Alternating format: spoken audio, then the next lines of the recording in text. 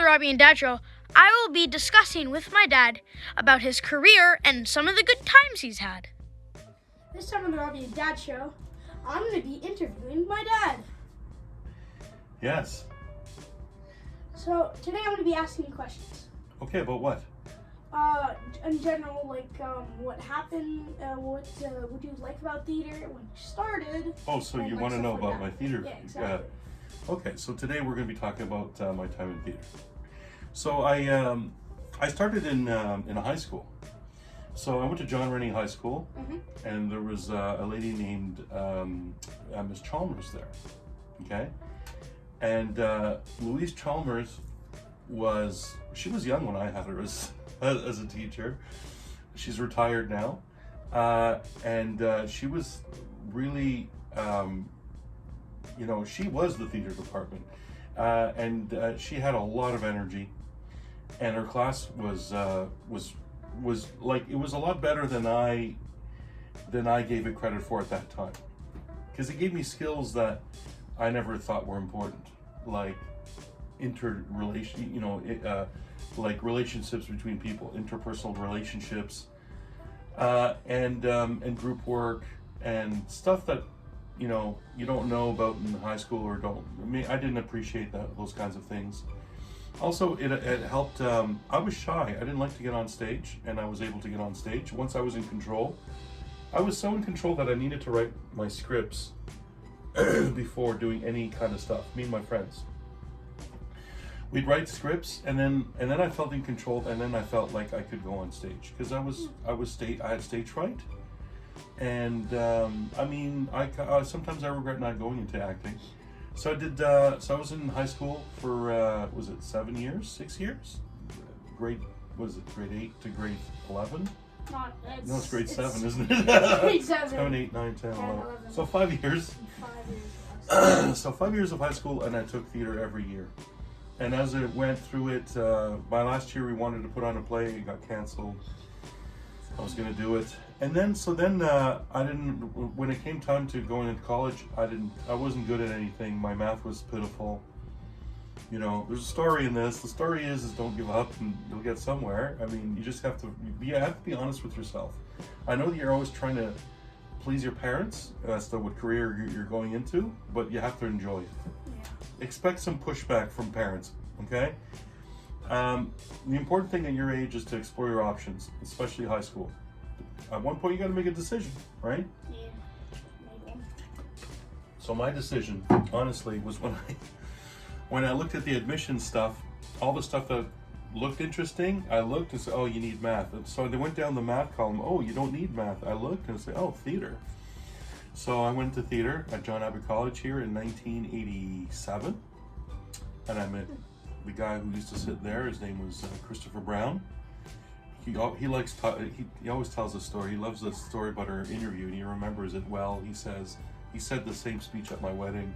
Said the same speech at his wedding when I was his best man. He was my best man. When you get to Cégep, your life will change. Okay, you become responsible for your own everything. Your own education, you become responsible, and you call your teachers by their first name. So you have this different relationship. There's expectations are higher, your goals are higher. So then once once I did that, I really enjoyed it, and I did well. I graduated, worked at Stratford, and then came back, worked in Nova Scotia for 3 years. Then worked in England for a year. And then I loved England, got a degree in British history and archaeology at Concordia. And I went back to England, finished my archaeology degree in England at the University of Warwick. So a bit of dabbling, but the thing is that what's nice is that I wasn't only in a theater program at Abbott, I was in a college, and I learned other things as well. So there was a time I thought I wanted to be a historian or an archaeologist. There was a time I thought I wanted to be in the RCMP, right? So there was always things. It's good to have a lot of options because it makes you strong, one of our teachers here, Rod Hayward, used to say, you know, the strength of a man is not his muscle. It's the ability to know and do lots of things so you can come to a decision for life, right? And I agree with that, because I don't remember last time I got into a fight. I train, I have a black belt, hardly ever been in a fight. That's not the point of it, you know? We don't fight for our food, we don't fight for our jobs anymore. We did when we were, you know, but we don't do that anymore. Now it's civilization, and this is how we fit into what life is now, is through a good education and making those decisions. So I taught at Concordia for a few years, I don't know, maybe 3 or 4 years. And then I came to Abbott, and it was a really great offer, and I became a full-time teacher. Met your mom. She got her PhD, and actually your mom probably encouraged me to do my master's. I did my master's, and I am where I am today, and I think I'm celebrating my 20th year as a teacher now. 20 years? Yeah, I know retirement is close. I'm 55 this year, so this summer, so I can retire if I want to retire early. And so that's my story of how I got here. Cool. What was your probably favorite play? Yeah, favorite play of all time that you taught? Oh, that I taught. Not you watched. Okay. No, I wouldn't pick a play that I watched. Okay, so one of my favorite plays that I worked on was called Dracula Baby, but I was a student. Oh. And all kinds of stuff went wrong for Dracula Baby. I mean, everything went wrong for Dracula Baby. We had, so you know what a flown set is when it's up on the flies, right? We went in, we saw one. So the whole thing, imagine coming in on a Monday morning and the entire set is lying across like 3 or 4 pipes. And we had to bring in 3 or 4 pipes all at the same time.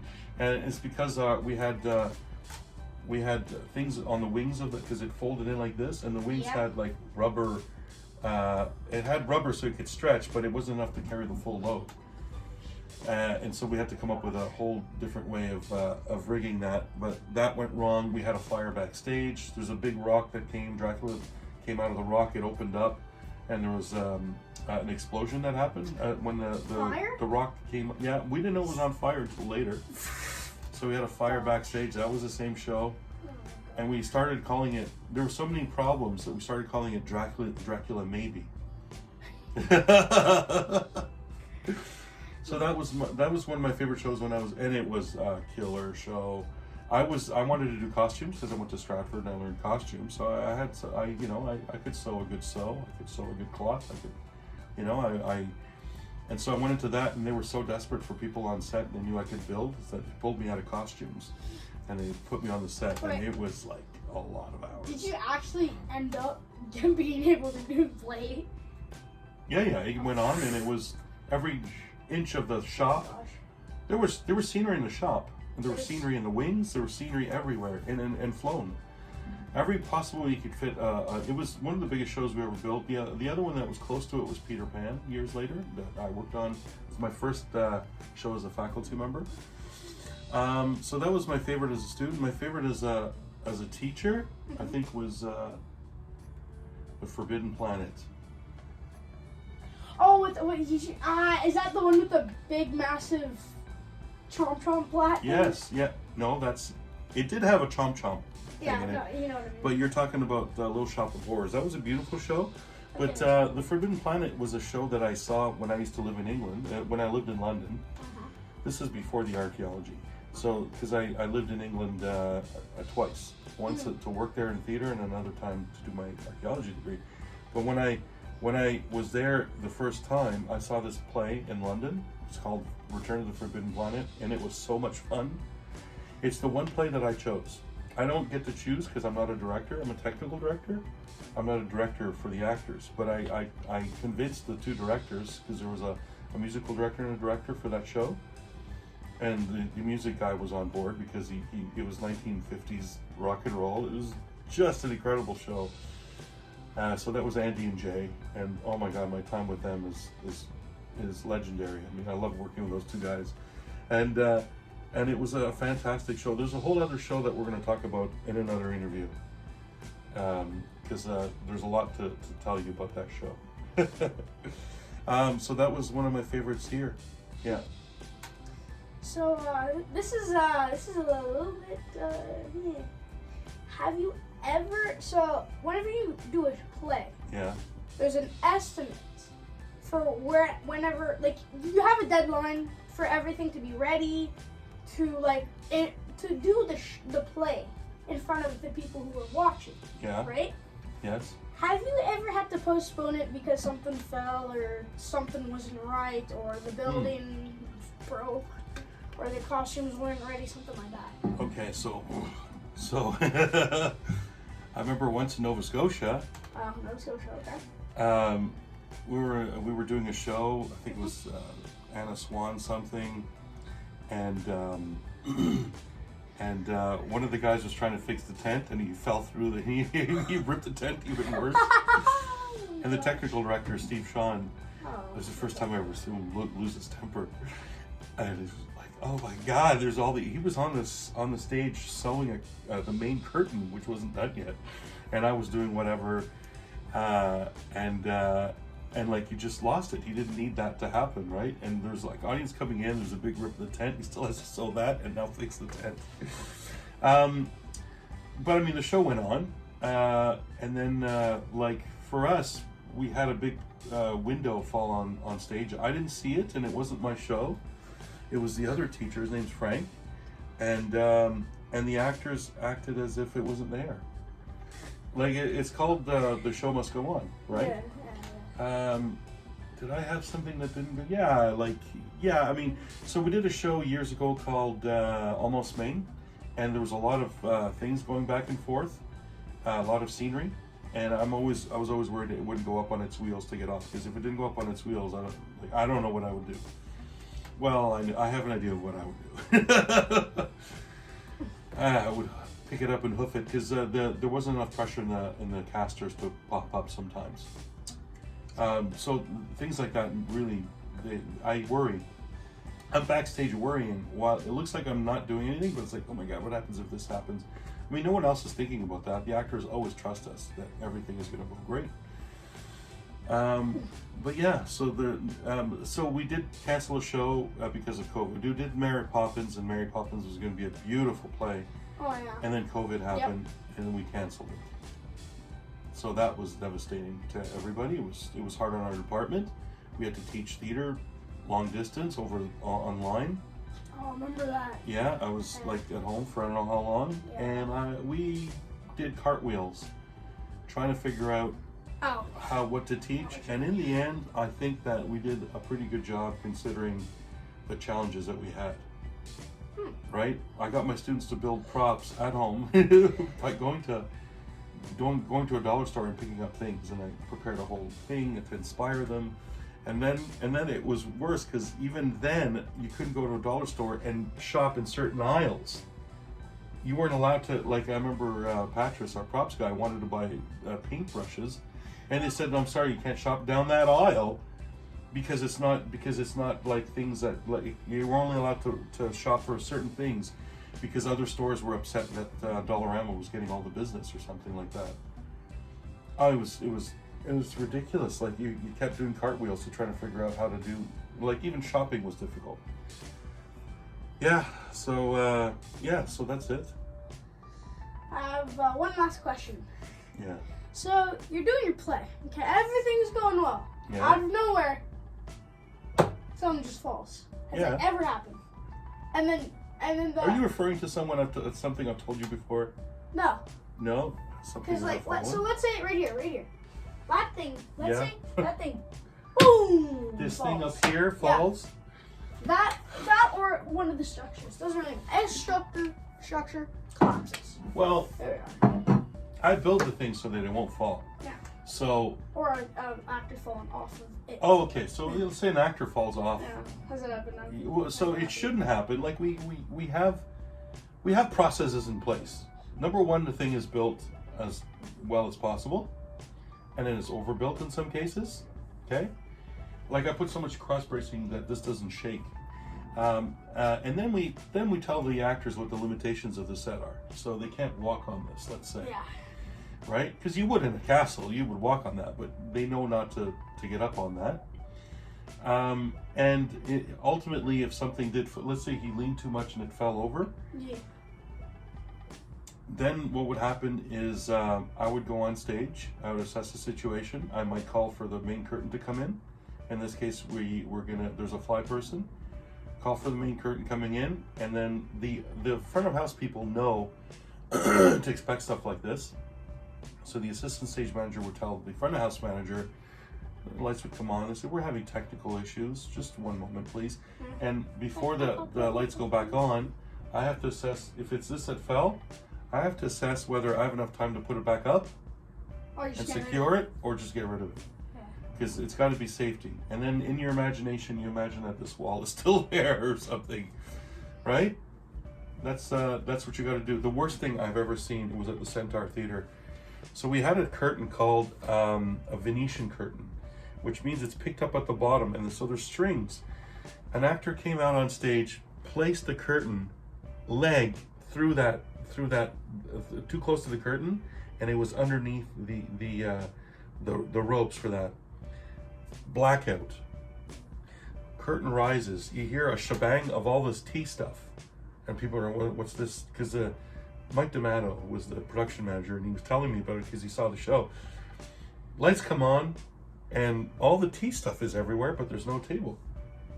It's like everybody's looking. It's like, what happened? Where's the table? Like, someone came on and stole the table. Wait, and then, did he go? So I went up with the curtain, and you could see it dangling. And then finally, I think it was probably Mike D'Amato. He said, will the actors please step back? The table is caught in the curtain. And then the curtain came down, and they cleaned all the mess. The audience was aware of what happened, so it's like we're having technical difficulties. And then they redid the scene. Okay? And that was the right call. That was the right call, because otherwise you have actors pretending that, because the tea service is, Let's sit down. Let's have some tea. Yeah, exactly. Put my tea down. Yeah. Yep, there's a table. So that would be a disaster. That would be a disaster. So that didn't. So they decided to redo the show, like from that act. The It whole was a show? second. Oh, No, it was just just the a second. actors. Yeah, because the curtain went up, right? They were prepared. So the process for that is when the actors do put it on, or whoever it is that put it on, they have to make sure that they don't put it too close to the curtain, or that they not too close to the curtain. Oh, sorry. So that was an interesting one that happened. Yeah, there's so many. I'm glad that we're recording this, because I remember these things vividly in my imagination. But once they're gone forever, right? All right, is that it? Yeah, that's it.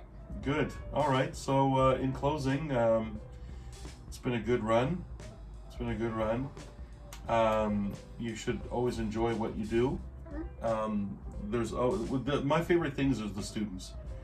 Some of the students that you meet through here are like fantastic, dedicated people who are looking for their way in the world, whatever that may be. Some of my most successful students are not necessarily in theater. Some are. And shout out to a couple of them, Shane and Stefano.